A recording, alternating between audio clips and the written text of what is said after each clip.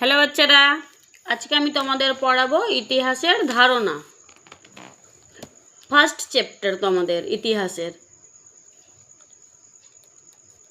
ব্রিটিশদের মতে ভারতীয় ছিল অসভ্য, মানে ব্রিটিশরা ভারতীয়দের মনে করত অসভ্য বলে তাদের মনে হতো। এবার হচ্ছে সাঁওতাল বিদ্রোহে দুজন নেতার নাম লেখো। সাঁওতাল বিদ্রোহের দুজন নেতার নাম হলো সিধু ও কানহু। সিধু ও কানহু। আধুনিক শব্দটা এসেছে আধুনা থেকে। আধুনিক শব্দটা কোথা থেকে এসেছে? আধুনা থেকে। আধুনা শব্দের অর্থ কি? বর্তমান কাল, সাম্প্রতিক বা নতুন। পলাশী যুদ্ধ কবে হয়েছিল? 1957 খ্রিস্টাব্দে 23শে জুন। পলাশী যুদ্ধ কবে হয়েছিল? 1957 খ্রিস্টাব্দে 23শে জুন। এবার রাজাবলী নামক ইতিহাস বইটি কার লেখা?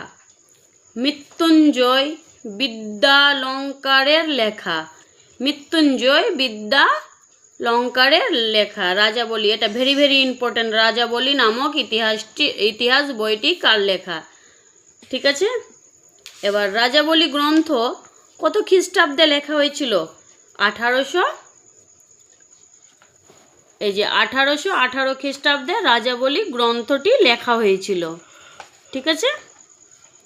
এবার হিস্ট্রি অফ ব্রিটিশ ইন্ডিয়া বইটি কার লেখা? জেমস মিলের লেখা। জেমস মিলের লেখা।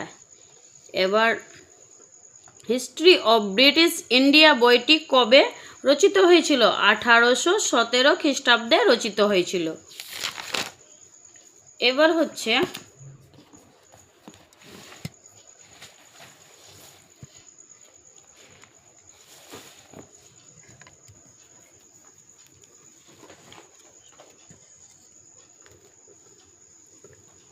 হিস্ট্রি অফ ব্রিটিশ ইন্ডিয়া বইটি কি উদ্দেশ্যে লেখা হয়েছিল? ব্রিটিশ প্রশাসনে যুক্ত বিদেশিরা যাতে ভারতবর্ষ বিষয়ে সাধারণ ধারণা পেতে পারে, এই উদ্দেশ্যে বইটি লেখা হয়েছিল। ঠিক আছে। জেমস মিল তার বইয়ে ভারতের ইতিহাসকে কয়টি ভাগে ভাগ করেছিলেন ও কি কি? এবার হচ্ছে 3টি ভাগে ভাগ করেছিল। জেমস মিল তার বইয়ে ভারতের ইতিহাসকে কয়টি ভাগে ভাগ করেছিলেন এবং কি কি? 3টি ভাগে ভাগ করেছিলেন। সেটি হলো হিন্দু যুগ, মুসলিম যুগ, ব্রিটিশ যুগ। এবার ঔরঙ্গজেব কত খ্রিস্টাব্দে মারা যান? 1707 খ্রিস্টাব্দে ঔরঙ্গজেব মারা যায়। এবার ইলতুৎমিশের কন্যার নাম কি? ইলতুৎমিশের কন্যার নাম ছিল রাজিয়া। ইলতুৎমিশের পর দিল্লির শাসন ভার কে পান? রাজিয়া। তার মেয়ে রাজিয়া পায়। এগুলা ভেরি ভেরি ইম্পর্টেন্ট কোশ্চিন আছে, তোমরা এখান থেকে করে নিবা, ভালো করে মুখস্থ করবা। যুগ বলতে কি বোঝায়? একটা বড় সময়কে বোঝায়।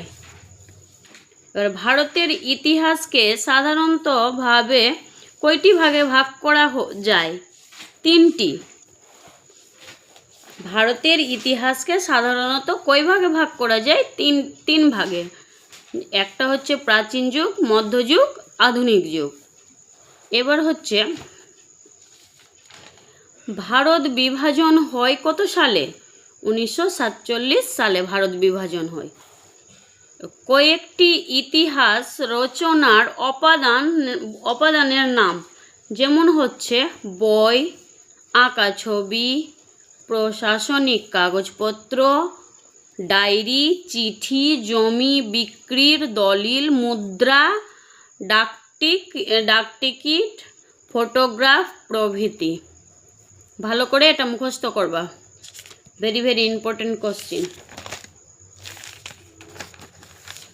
এবার হয়েছে তোমাদের ফার্স্ট চ্যাপ্টার থেকে তোমাদের মোটামুটি যেগুলা কোশ্চিন করার দরকার সেগুলা করিয়ে দিলাম। এখান থেকেই প্রায় কোশ্চিন থাকবে। তোমরা এখান থেকে করে নিবা।